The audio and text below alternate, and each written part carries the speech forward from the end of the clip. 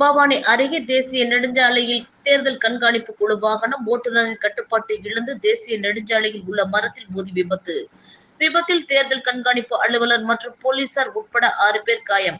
ஈரோடு மாவட்டம் திருப்பூர் பாராளுமன்ற பவானி சட்டமன்ற தொகுதியில் தேர்தல் நிலையான கண்காணிப்பு குழு அதிகாரி பழனிசாமி தலைமையிலான 6 பேர் கொண்ட குழுவினர் வழக்கம் போல் இன்று காலை பவானி சட்டமன்ற தொகுதிக்குட்பட்ட பகுதிகளில் வாகன சோதனையில் ஈடுபட்டனர்.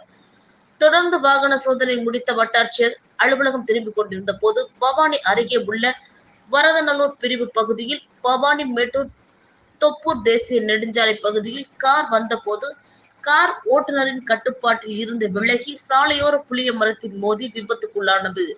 இந்த விபத்தில் கண்காணிப்பு குழு அதிகாரி பழனிசாமி, சிறப்பு உதவி ஆய்வாளர் கார்த்திகேயன், பெண் காவலர் தேவி, தலைமை காவலர் செல்வகுமார், வாகன ஓட்டுநர் சச்சிதானந்தம் மற்றும் வீடியோகிராபர் தீனசங்கர் ஆகிய 6 பேருக்கும் அடிபட்டது. இதில் கண்காணிப்பு குழு அதிகாரி பழனிசாமி மற்றும் வீடியோகிராபர் தீனசங்கர் ஆகிய இருவரும் லேசான காயங்களோடு பவானி அரசு மருத்துவமனையில் சிகிச்சைக்காக அனுமதிக்கப்பட்டனர். தேவி மற்றும் செல்வகுமார் ஆகிய இருவரும் எலும்பு முறிவு ஏற்பட்டு நசியனூரில் உள்ள தனியார் மருத்துவமனையில் அனுமதிக்கப்பட்டனர்.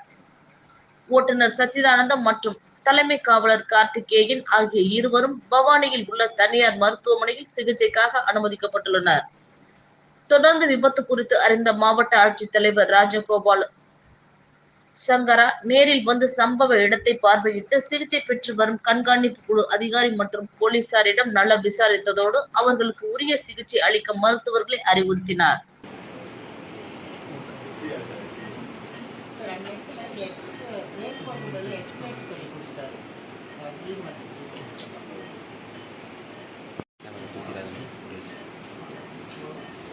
ஒரு வண்டி வந்துச்சு பிரேக் பண்ணுறது ஆமாங்க.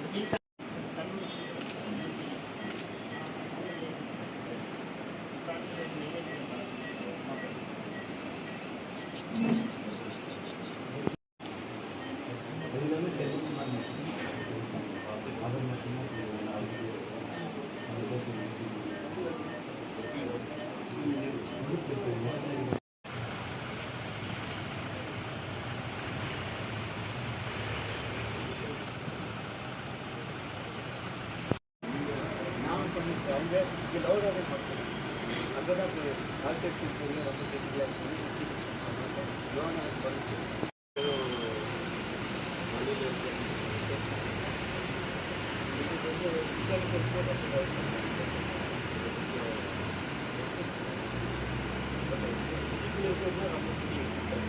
ரொம்ப தெரியும்